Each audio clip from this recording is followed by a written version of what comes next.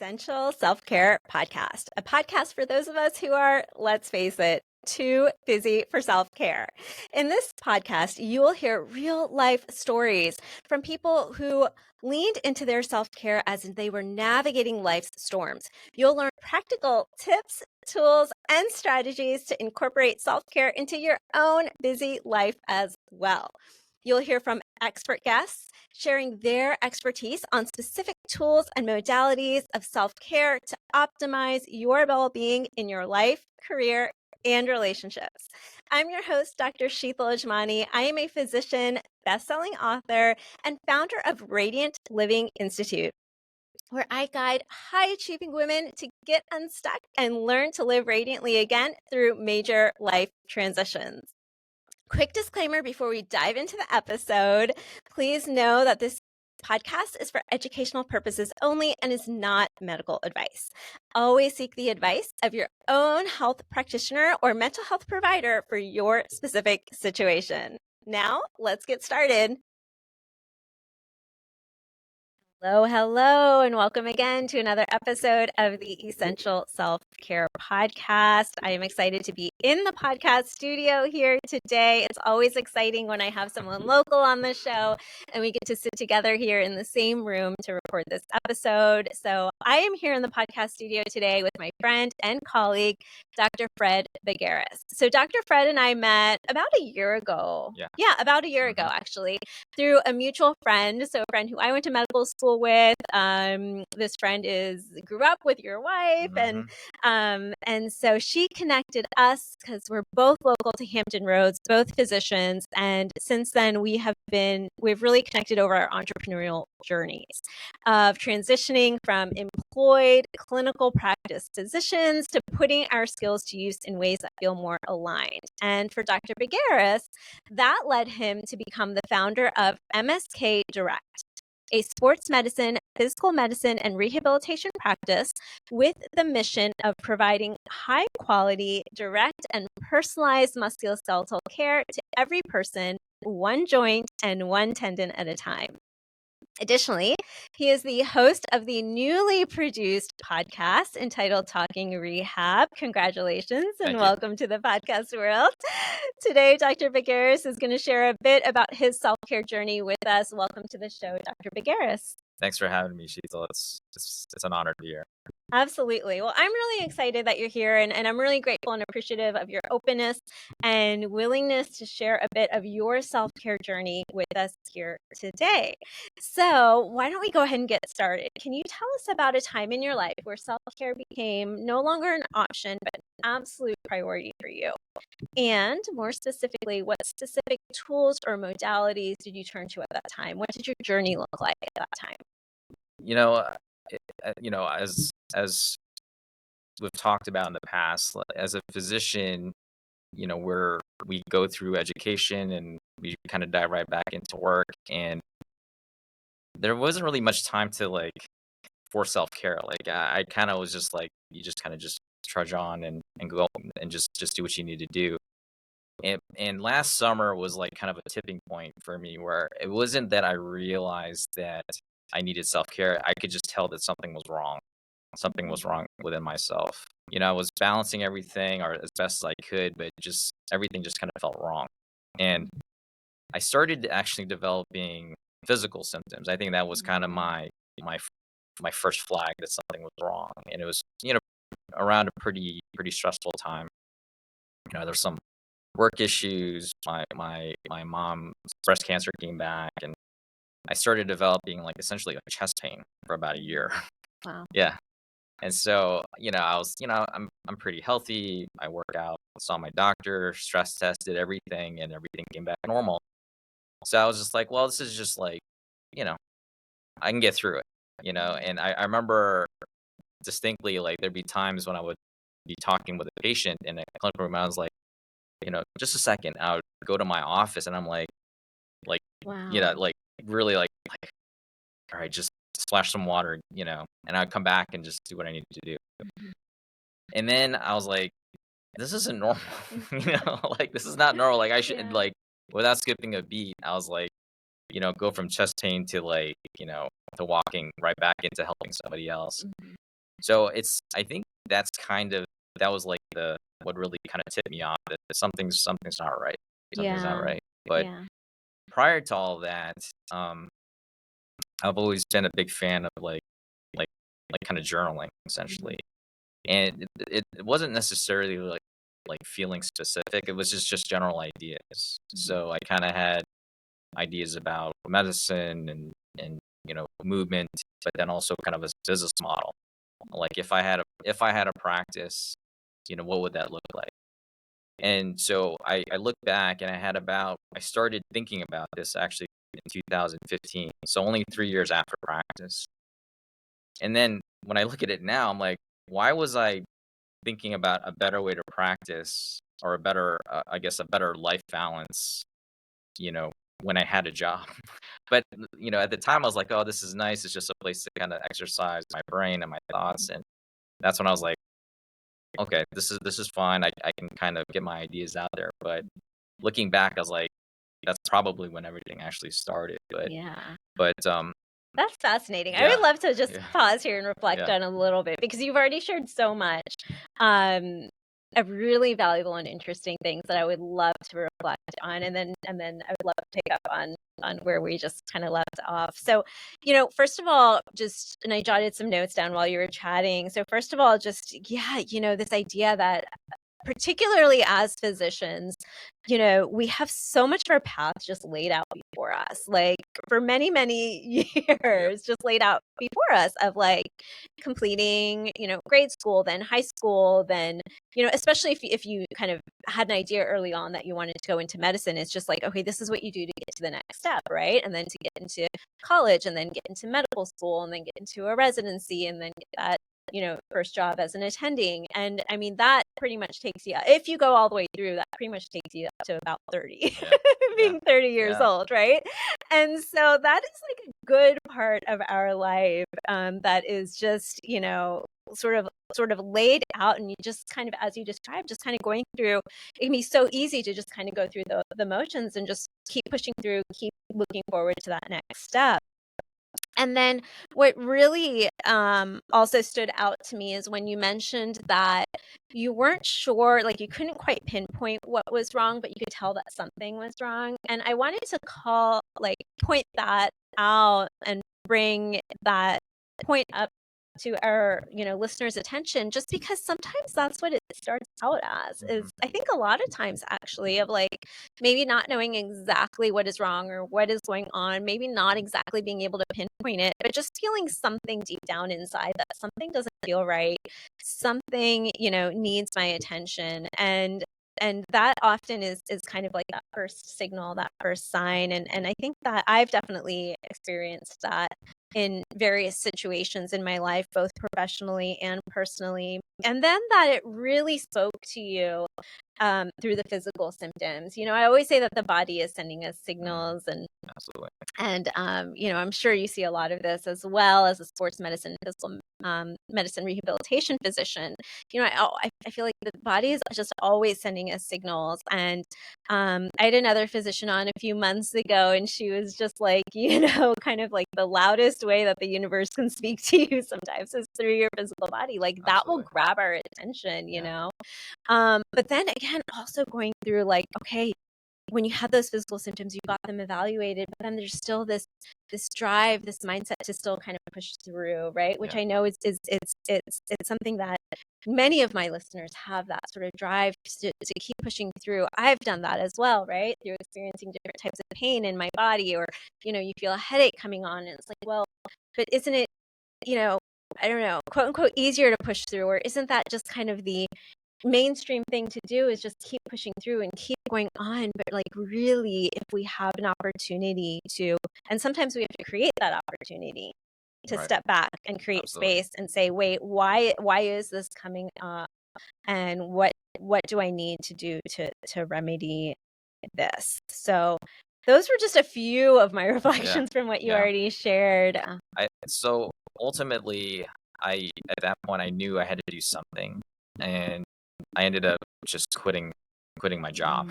Mhm. I was on vacation, and I just decided like I'm juggling too many things, and something has to give. So I just ended up quitting my job. And it wasn't necessarily because I wanted to launch a new practice. It was just like I didn't feel like I had enough time to like figure out what was going on. Because, with work, being a husband, a father, and then my trying to figure out what's going on with my mom. She lives in Northern Virginia, and I'm an only child, and she's a widow, so there wasn't really a lot. So I was like, my looking back, probably my main motivation for quitting was actually so that I could take care of my mom. It wasn't necessarily, it wasn't actually about me. It wasn't until later on that I started kind of piecing this together, because the first couple weeks and months, I still didn't really think I needed self-care, to be honest. It was really more of like, okay, the dust is settling. I've always had this. I got it right now.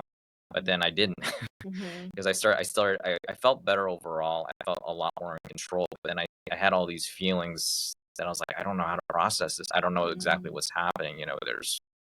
I was super happy. I'm still very happy, but then I have moments of guilt and anger, not towards anybody in particular. I just didn't feel right. But I think it comes down to, particularly as a physician, when you have a lot of empathy, you don't have a tendency to pay attention to yourself. You're really trying to pay attention to everyone else, and that was actually a tipping point for me as well, professionally, because when you're seeing so many people, you you only have so much empathy, and I was not willing to sacrifice my empathy to see more people.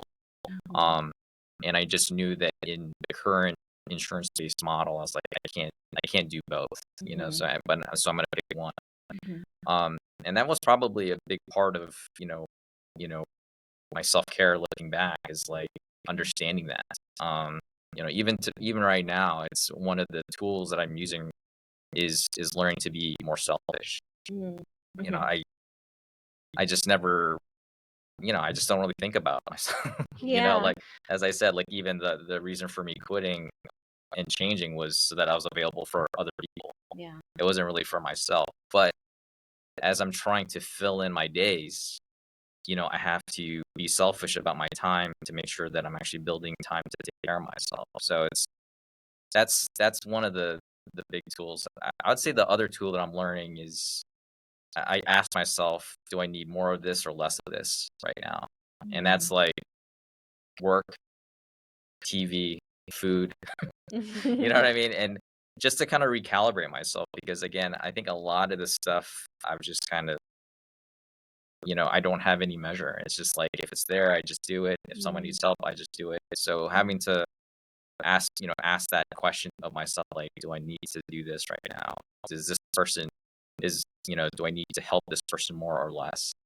Learning how that it's kind of helped me establish some boundaries within myself, because for me, it's like, when I see patients, I just help them until I can't, Yeah. which is great, but for the patient, but it's not a great principle for myself when I don't know where to draw that line, Yeah. because I do that everywhere, so like, it's that part is, I think those are kind of the two big tools. Quick shout out to today's sponsor, Reclaim Your Radiance, Radiant Living Institute's signature coaching program designed to help you reclaim your worth, renew your energy, and restore your happiness in your life, career, and relationships. This 6-module curriculum has already helped countless women rediscover themselves through life's storms. From setting difficult boundaries within toxic relationships to finding their inner strength and power while navigating divorce and co-parenting, to aligning their career and business with their authentic self, and to learning how to live for themselves again after their kids have left the nest. This program has been a guiding force for women to live unapologetically and shine brightly within their lives once again, or often, even for the first time ever. Experience the results for yourself. Head over to radiantlivinginstitute.com/reclaim your radiance to learn more and get started. Yeah. Well, and that kind of takes me back to sort of how you started with sharing a bit of your self-care journey of just, initially having like that path of to pursue medicine completely laid out. And then also when you started to experience physical symptoms, just pushing through, just kind of continuing to go back to that mindset of like, you just push through, you just keep moving forward. And now with this question, I think that's so great. Like, it's essentially you're doing a check-in now. You know, do I need more of this or do I need less of this? Is this something that needs my attention right now or not? Right.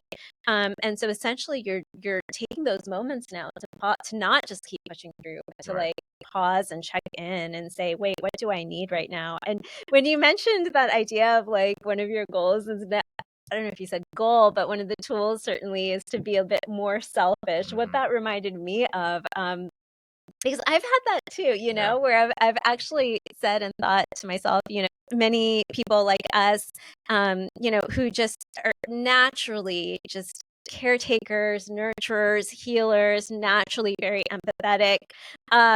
Really, it's impossible to, I think it's impossible to become too selfish. Yeah. Like, I don't think you're going to be a completely like egocentric narcissistic if you start to be a bit selfish about meeting your own needs, because you're naturally and innately already such a, you know, and this is, and I'm saying you, but this is something that I've told myself actually is that, you know, like, so yeah, be a little quote unquote selfish with meeting some of your needs. A long time ago, when I first started to really dive into this concept, this was over a decade ago, and I was reading something by a spiritual teacher, a spiritual yoga teacher, and it was, you know, be vigilant about being selfish about maintaining your peace of mind. Absolutely. And I love that, you know, because it's like that is the most one of the most important things. And then also, let's see. Also, I wanted to go back to this journaling that you had mentioned too, because that also reminded me of writing is a big tool that I use as well. I've journaled on and off most of my life. And there's some periods and phases of my life where I'm journaling really regularly, daily or almost daily. And then there's others where you know, it might just be every few weeks or every few months. But it is one of those sort of mainstays that I know is in my toolbox to always come back to. And I've definitely had a lot of experiences too. Many times I can say where I've journaled and then years later or months later gone back and read what I had written and been like, whoa, I had those thoughts at that time, you know, and it's still, you know, I'm still kind of like finding my path to bring that to fruition, or oh, I had this inkling that this thing was going to happen way back then, you know. So it's just interesting. I just wanted to you know, I resonated with that. That's something, an experience, similar experience that I've had too, and that I think journaling and writing, I've always felt is a kind of another way or tool to like really tap into your inner voice and see, you know, especially if you're able to kind of let go and just let the words come out, to really tap into sort of your inner voice. And it really can be quite revealing. You know, sometimes I don't want to go back and read, and sometimes it's I just need to get things out. But sometimes going back and reading can actually be really useful to kind of go back from this sort of objective viewpoint and go back and look back and read what you had written. Yeah, one thing I noticed with the journaling is that, you know, we've all had periods, well, maybe not all, but I've had periods where I stopped journaling so I can, and I, you know, I date it. And whenever there's a large gap of like, you know, months before I actually started writing something again, I'm also, that's also usually a stressful time, you know, so it's like when I don't journal, like, and I look back, that's usually a rough patch that I've had. And so it's almost I'm trying to get back into it to make it more routine because I didn't really start to piece that together up until recently. You know, it's a good way to kind of put my thoughts and my feelings to paper because I think it's one thing to actually see something, but when you actually see it, you know, and there's a voice to your, you know, and there's words that match the voice, I think it can be pretty powerful. And I think that it wasn't like a tool that I you know I read about. It was just like I just needed to get these thoughts out somewhere. You know, even when I was like way back in college, like, you know, I had like kind of a blue period, and I was like, write down stuff that makes you happy. and it only has to be just you. And then I would just literally carry it around and just like, okay, I like to do this, I like to do this, and it always had to be something that, it didn't involve anyone else, Mhm. so it'd be like, you know, getting coffee, going to the library, going to whatever. And so I had to kind of keep reminding myself of that, and so like you know, I think that it's served me well, like looking back. But every time that I've done it, it was never really for the intention of looking back. Mhm. But then every time I look back, I'm like, oh wow, okay, that's Yeah. that's who you are. This, you're writing, your problems, the good stuff, the bad stuff, and I think it's important, to kind of document that in some shape or form. Yeah, I love that. I love that so much. I always say a radiant life starts from within.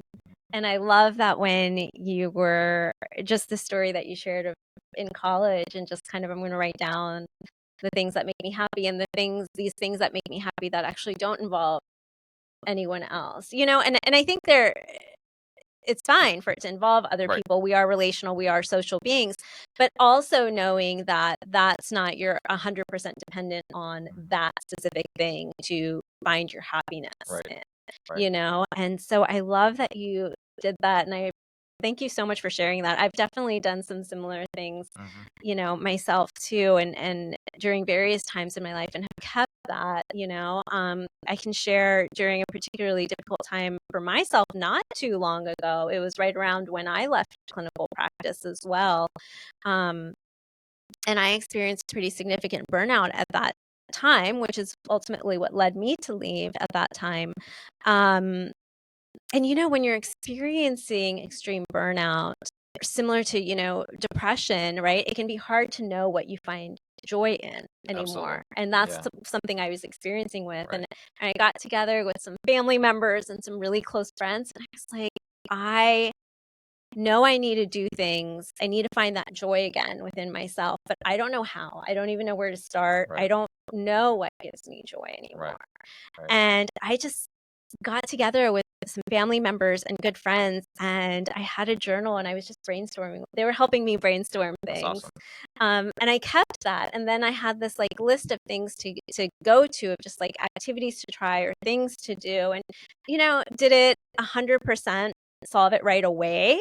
No, but at least gave me things to try, things Yeah. to do to help me move through that time while I was also doing other things to process my emotions and recover from that burnout.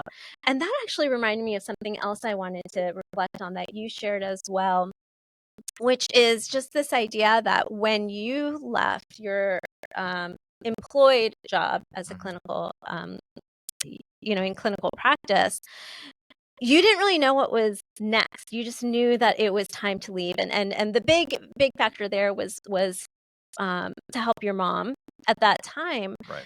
But that also reminded me of my situation, because when I left clinical practice, I didn't know what was next either. I just knew that it was time to leave. Yeah. Yeah. And I wanted to point that out for our listeners, because I think so often, so many of us will stay stuck in a situation because we don't know what's next. We're afraid of the uncertainty of what's next, right? Um, but sometimes you just have to take that step without knowing what's next. Yeah. Yeah. And you know, I consider myself pretty lucky because I listen to myself, which I think is hard to do. Um, it would have been, or maybe I eventually listened to myself. Maybe I've been saying, pushing this down for years. Uh, it's no coincidence that I've been journaling that long. So, I it's important, and I didn't. It may not be the best decision for everybody, but I know for me and my family, like it's just what I had to do because I knew that I had to do something. I had to do something drastic, do something big, and I just literally was. I have to do this. I'm just gonna. And as soon as I got back, I gave my notice. Also, I know that if I gave it enough time, I could talk myself back into it, Mhm, and I would have got myself back into the same position. So mhm, it's. I think that also that comes with awareness. Like you have to know yourself. If you know you're susceptible to, making mistakes again, you have to kind of just nip it in the bud. And I didn't realize I was burned out. I was, but now I realize I mhm, was. And I think that overall, it's been. probably the most important thing I've ever done in my life. Like, and I have like zero regrets. The one fear that I had was like, well, what if this goes wrong? Like what if I fail? I'm like, well, if at that point I was like, it's worth the risk. Like, I'm feeling just terrible every day. Mhm. And so someone was like, so, obviously the financial piece is big, do you have a nest egg and so on and so forth? Is it pay? Is there a number? And I basically just told him, I said, there's not a pay that could make me stay another day. Like, I just don't want to live this way anymore. And that was like, once I met, the funny thing is like, it's your biggest fear. But then once I made the mental switch, there was no turning back. Yeah. At least for me, Mhm. so I just kind of was like, well, I'll figure it out, and even if we have to struggle, like, such is life, right? That's Mhm. just the way things go sometimes. But I know I'm gonna be better off, and that's pretty bad. Like, when you give up so much stability, knowing that it has to be better, Mhm. that's pretty. That looking back, I was like, I had a very stable life to come to this, and I'm still happy, Yeah. so, and I'm, at the same time, like, I check in with myself, and my wife does too. She's like, "Are you still happy?" I'm like, "Yeah." I was like, "This is awesome." Like, to me, it's like I spend so much more time reconnecting with, you know, my wife and my kids. They probably are super annoyed by me because I'm there all the time. But it's good, so it's even from that standpoint, again, going to being, the selfishness thing. Like, Mhm. part of the reason why I did want to do that was like, if I'm going to invest my time, I might as well invest it in my kids. Mhm. It's I don't see anything wrong with that. Like, there's not a dollar that's gonna match that. So I was like, even if I was broke and I was with my family, and like, I know I'm gonna be happy at the end of the day. So Yeah. yeah, but it's been interesting, Yeah. like, and it's very coincidental and, serendipitous, that we got connected that way, because it's, Yeah. there's definitely, there's good days, bad days, but that's, like we were just talking about, like, that's the dream. The Yeah. dream is not like is not a flat road. Yeah, absolutely, absolutely. And for time's sake, I'm gonna reflect on Yeah. a couple of things, and then for time's sake, we'll go ahead and wrap up, because we could definitely keep chatting. We were actually even chatting a bit before we started the recording, but definitely, and 100%, I was there as well, in terms of, when it reaches that point where it's almost like, I've said this before, with the job, with relationships with clients that I've worked with as well, in various of these similar sort of scenarios too. A lot of times, making that move of, where something feels really big and scary, to make that big decision, and you've held off on it for so long because of that uncertainty of what's on the other side. Sometimes it's just that the pain of staying is way more Oh yeah. than the pain of leaving, and 100%. that's the thing that pushes you over to do that. And for anyone listening, like, yes, we're talking about clinical practice and our work as physicians, and making that move to then creating something of our own. But for whatever it is, whatever decision it is for you, maybe it's related to your career, maybe it's related to a relationship, maybe it's related to, like, starting an exercise routine or starting to eat healthier. Like, it's okay if you don't know where those next steps are going to take you. Like, another thing that I always say, and when I'm working with clients, is that small actions have a really large impact. So start somewhere, with whatever it is that you need to, or that you feel a calling to, in this moment. And gosh, we covered so much, and I know there was something else I wanted to reflect on with what you had just shared, but I'm blanking on it now. And I feel like we could keep chatting. So for time's sake, can you share a little bit about, you're doing really amazing work right now.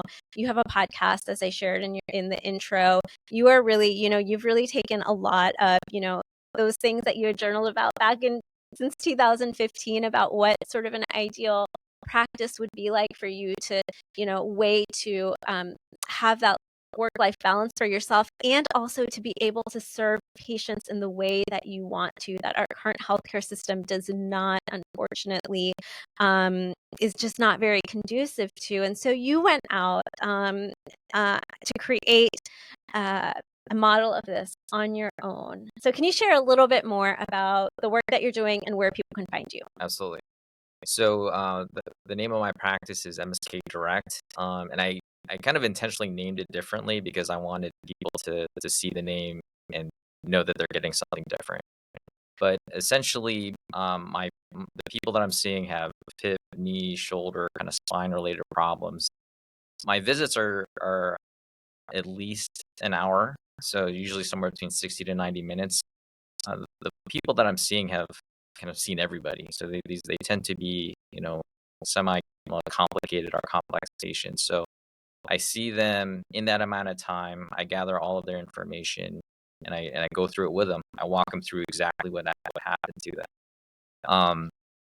And it's surprising because, you'd think after seeing that many physicians that they would know what's going on, but, a lot of times, like, we don't really check in on, we don't check in on ourselves, we don't check in on our patients sometimes. So I created a practice where I could actually build a relationship, and I think that was a big thing that was missing. And, you know, even though we in patient care, we see people, like, we just don't build a relationship. And I think that for me was a piece that was missing.